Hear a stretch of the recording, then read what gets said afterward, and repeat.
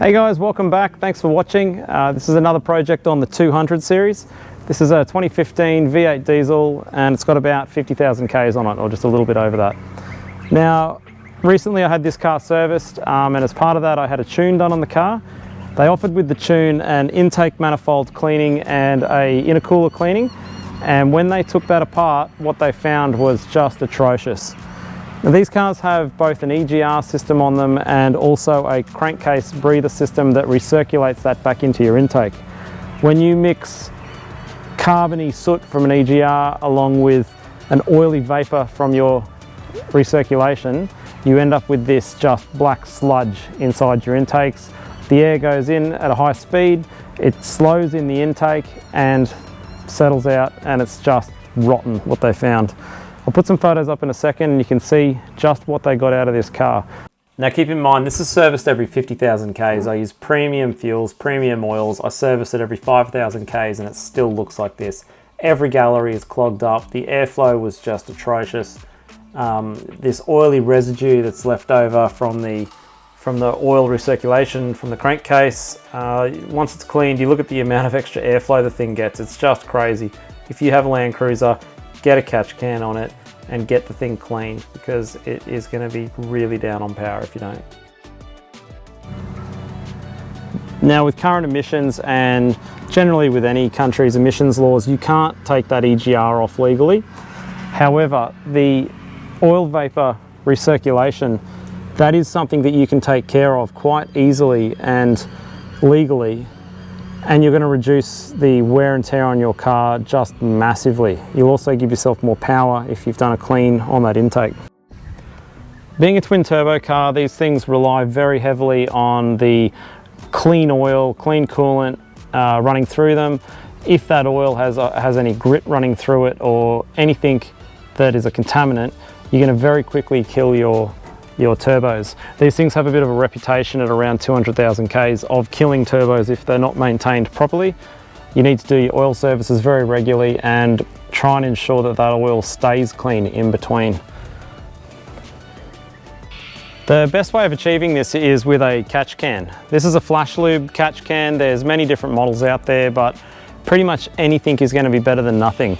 These have an internal filter in them. It's a cloth filter, so it does catch a lot more than the ones that have just a metal gauze, but anything is going to do the job better. Now with this catch can, it's a very easy install.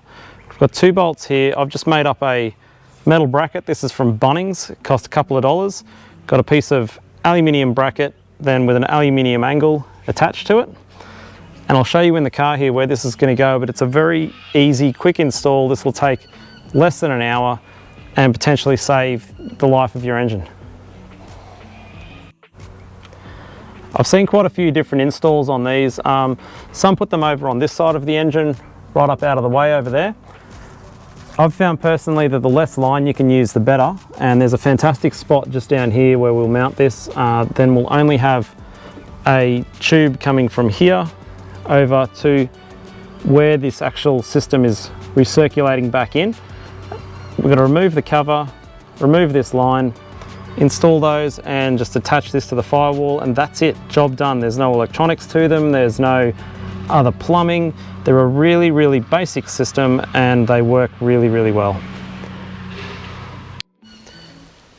So as far as parts for this, it's a really simple thing again. You just need obviously your catch can. You need a bracket then to mount that to the car. I've custom made this one. Like I said, it's a piece of aluminium angle that's bolted to another piece of aluminium angle, just in the orientation of wherever you're putting that in your car. You can leave these things, you can either tap these back into your crankcase if you want to allow the oil to come back into the car and save it. Personally, I don't want oil that's been past the or through the engine going back into that crankcase because it's dirty oil.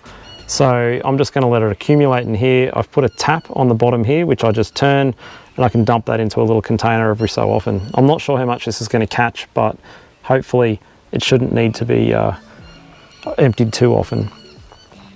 Apart from that, we've got 1.2 meters of 19mm oil resistant tubing, and then 6 clamps. I've pre-cut these. I'm hoping they're the right length, but I sort of allowed myself a little extra to trim it off afterwards, and 2 elbows. That's it. Tools wise, you need a 10mm socket and a flathead spanner, or flathead screwdriver. Again, super easy, super quick, and it's going to potentially save this engine from a world of hurt when your turbos go because they've had bad oil running through them, and that can potentially destroy the entire engine. So we're going to take this cover off, expose where the recirculation system is, and from there we will start plumbing it up, and hopefully this won't take too long.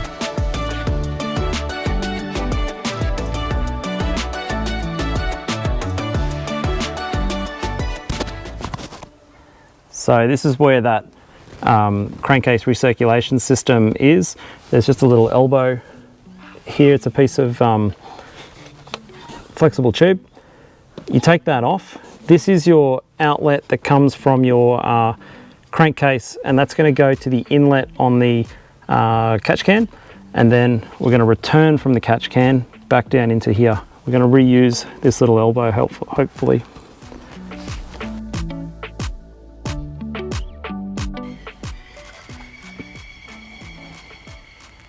You can actually see the oil in it just from driving it home.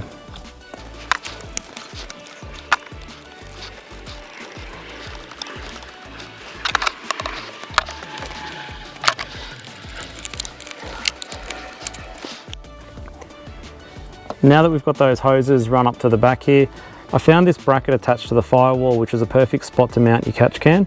There's just 2 bolts that hold it on. I've measured the distance between those 2 bolts and put 2 holes in that bracket that I made.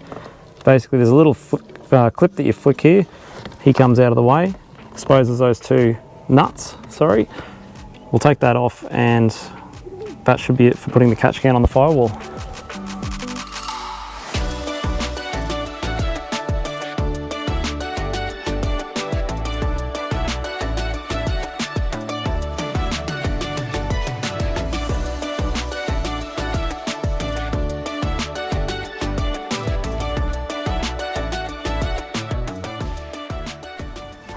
So there we have the catch can in place.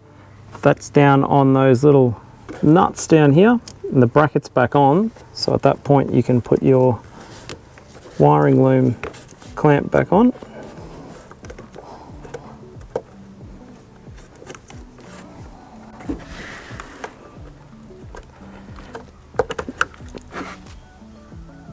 And then finally we've got our 2 hoses that are going to go onto the catch can.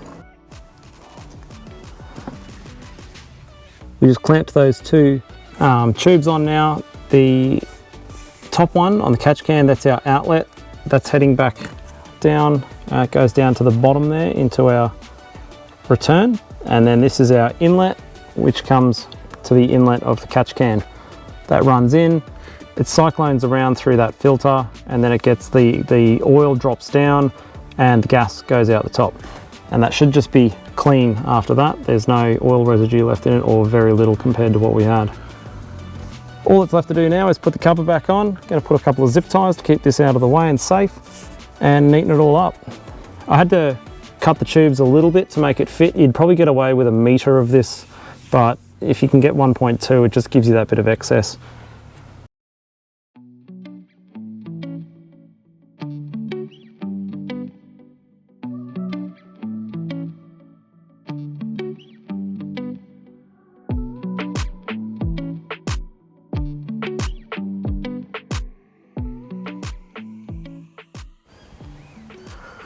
And that's it, guys. That is everything put back together. You can see there was minimal covers to come off.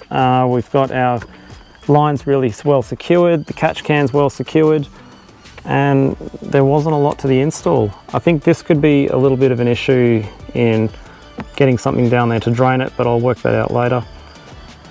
So now let's drive it for a week, and then I'll drain it and see how much we caught.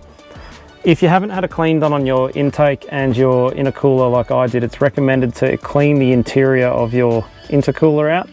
There'll be an oily residue from that recirculation, and that will cut down on the efficiency of this intercooler. The difference between that intake clean out, it was a completely different car, and I was really blown away. So I would recommend it to anybody that's had quite a few Ks put on their Landcruiser now. So it's been a week now. I've been using the Cruiser on the freeway a lot, through town, bit of everything really. And let's see how much oil we've caught. I need a slightly better system, but at the moment this is what fits down here. Oh geez, I don't know if you can see that coming out. All of this would have been in my intake, in my intercooler, all through the engine in places that you don't want oil. It's supposed to have air only. Oh man. Look at that. It's black and disgusting.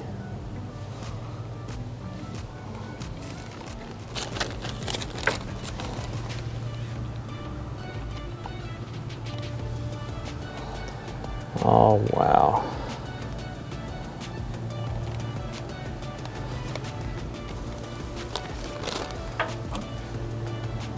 So that's a little over 50 mils that I've caught in a week. That's 400 kilometers worth of driving.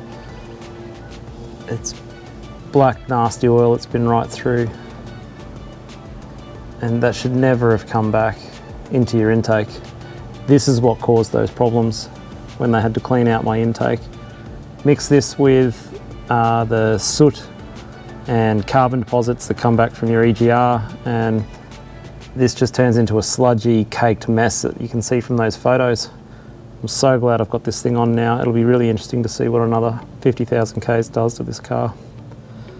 It's no wonder these engines have a reputation for packing in at about 200,000 Ks, and it's never wear on the pistons or something like that. It's your turbos giving out, or areas that need critical oil lubrication that have unnecessary wear due to dirty oil. So as you can see guys, this is one of those jobs that was really easy to do. It probably took a couple of hours of my time. The parts didn't cost a huge amount when you're talking about the cost of an engine in one of these things, and I don't know why they're not done like this from the factory. It's really, really bad that this stuff gets through your engine. It destroys your turbos, it destroys your intakes, you lose power, it kills your fuel economy. It's just something that I can't believe Toyota actually let this happen. Get one of these, get it on your car as soon as possible, get your intake cleaned, your turbo cleaned, and stop this ending up running through your engine every few hundred kilometers and essentially destroying it. I hope this helped you out. I hope this gave some ideas to anyone looking at doing this. If it did, consider subscribing, throw a comment in there, and join me next time for my next project. Thank you.